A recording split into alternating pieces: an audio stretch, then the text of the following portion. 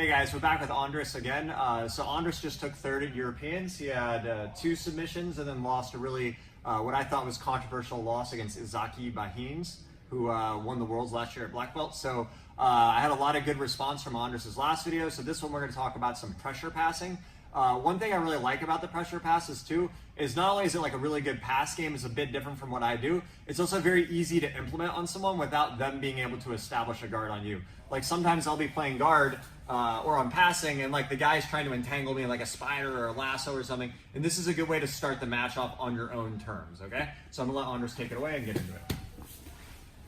Alright guys, Yeah. before I begin, important detail, I'm not just going to obviously walk into his guard. If I walk in, he's going to start grabbing me and controlling me, and then before I can even begin to pass, I have to work with everything he's given me and break it and get away. So I'm already a step behind. So what I'm going to do is I'm going to stay in this no man's land right here where he has no grips and I have no grips. Now if he's sitting up, what I can do is I can grab at his heels and I can pull him forward and lift him so he's on his back. Now it's different than, so sit up again. It's not going to be enough if I just grab, because he can just bring his head forward and I can't really lift him up, he's heavy. So what I do is I pull him away from his body and I lift him up. Once I'm here, I put my hand on the inside of his knee, I shuffle, and I bring him to the ground just like this. His hips are going to be facing me. Now from here, he has to face me. If he doesn't, if he just stays right here, I'm going to pass. So he's obviously going to turn towards me. Now that he's facing me, it's easy to get under his other leg. So what I'm going to do is with my free hand, I swim underneath, and I come to the other side. Now from here, I can work my pass. From this position, I'm going to hold this leg down, and I'm going to stiff arm from here. If I feel my grip is too high up on the leg, then I can always step on his leg and readjust the position so it's nice and tight. I want it to be tight enough that he can't bring his knee to his chest. Sometimes if it's too low, if it's here, he still bring his knee up and it's no good. So if I feel I'm too low, it's no problem. I just step on the foot, grab the material, and readjust my position. Now from here, I want to keep him in this kind of banana split position where it's very hard for him to move. It's going to make it difficult for him to retain his guard at all. So I keep constant pressure. I'm using 3rd point pressure from here. By that I mean I have 3 points. 2 points are my toes in the mat, and the other one is my upper body, and I'm driving everything into my upper body, keeping him nice and splayed.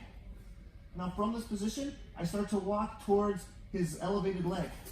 From here, he's worried of the pass, so he's going to push on me. And as he does that, I jump around to the other side. Now from here, I have really good control over his hips, but his upper body is still very active. So oftentimes he's going to come up on his elbow. If he comes up on his elbow, I swim around to his tricep. I swim my other hand out, and I'm going to potato sack him just like so. From here, I can start to swim around, work to attack the back. Once again. Now, if he's on his back already, it's even easier. If he's here, I just bring him to the ground just like this, and I swim underneath. Now, once again, look, I keep a nice pry. Right now, I feel my grip is just a little too low, so I step, and I'm going to re-grab, and I stiff arm my arm. I'm going to start to walk this way. Now, if he does nothing to stop it, it's really easy for me to bring my hand across and work to start stack passing my opponent. This over-under position synergizes really well with stack passing. I highly recommend if you work over-under, work your stack passing. And if you work stack passing, work your over-under. They go hand in hand. So once again.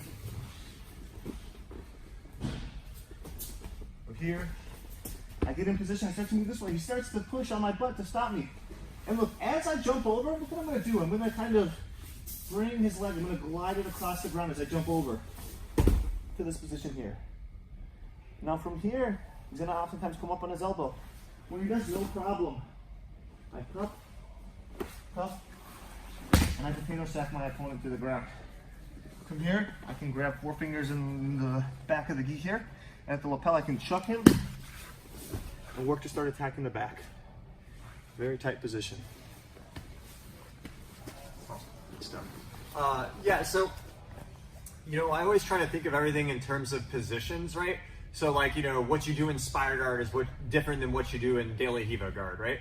And with passing, there's 2 aspects, right? There's passing once the guy establishes a guard on you, and then passing before the guy establishes the position, right? So I like to use a lot of Toreandos and knee cuts as my entrance, and this is like a super good weapon to add into your arsenal. So just real quick, like with your guard, you know, like if the guy's on the back for me, I'm often looking to control the pants and hit Toreandos, or I'm looking to enter in for a knee cut.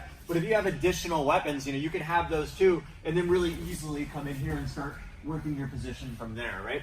So everyone's going to develop their own game, but it's good to understand the different weapons in people's arsenals so you can mix and combo things together, kind of like in striking, like having more than just one punch, like an overhand Chuck Liddell right. Okay, guys, so also Andres has his own YouTube channel, so if you really like the stack passing, pressure passing, he's got a killer stack pass as well, which he kind of alluded to but didn't go into. Check out his YouTube channel, Andres Brnovskis. I think it's just that, right? Yep. Okay, I'll put the description, the info in the description. Also on Instagram, check out Andres Brnovskis and Jon Thomas BJJ. We update stuff on there. It's a lot easier to put small details in like Instagram videos because a lot of little things that come up in class when people are asking questions that we don't always think about during these big comprehensive videos. Okay, guys? As always, if you guys like the content, please like, share, and subscribe. Thanks a lot.